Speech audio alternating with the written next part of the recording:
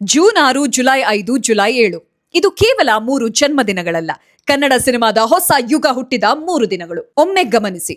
June 6 Rakshit Shetty, July 5 Raj B Shetty, July 7 Rishab Shetty. ಒಂದೇ ತಿಂಗಳ ಅಂತರ, ಕೆಲವೇ ದಿನಗಳ ವ್ಯತ್ಯಾಸ. ಆದರೆ ಕನ್ನಡ ಚಿತ್ರರಂಗಕ್ಕೆ ಈ ಮೂವರು ಕೊಟ್ಟ ಬದಲಾವಣೆ ಮಾತ್ರ ಯುಗಾಂತರ. ರಕ್ಷಿತ್ ಶೆಟ್ಟಿ ಉಳಿದವರು ಕಂಡಂತೆ ಮತ್ತು ಕಿರಿಕ್ ಪಾರ್ಟಿ ಮೂಲಕ ಕನ್ನಡದಲ್ಲಿ ಹೊಸ ತಲೆಮಾರಿನ ಕತೆ ಹೇಳುವ ಭಾಷೆಯನ್ನೇ ಬದಲಿಸಿದ್ರು. ರಾಜ್ಬಿ ಶೆಟ್ಟಿ ಒಂದು ಮೊಟ್ಟೆಯ ಕತೆ ಮತ್ತು ಗರುಡ ಗಮನ ವೃಷಭ ವಾಹನ ಮೂಲಕ ಸಣ್ಣ ಕತೆಗಳಿಗೂ ವಿಶ್ವಮಟ್ಟದ ಪ್ರಭಾವ ಇರಬಹುದು ಎಂದು ಸಾಬೀತುಪಡಿಸಿದ್ರು. ರಿಷಬ್ ಶೆಟ್ಟಿ ಕಾಂತಾರ ಮೂಲಕ ಕರಾವಳಿಯ ದೈವ, ಸಂಸ್ಕೃತಿ ಮತ್ತು ಮಣ್ಣಿನ ಕಥೆಯನ್ನು ಜಗತ್ತಿನ ವೇದಿಕೆಗೆ ಕೊಂಡೊಯ್ದರು.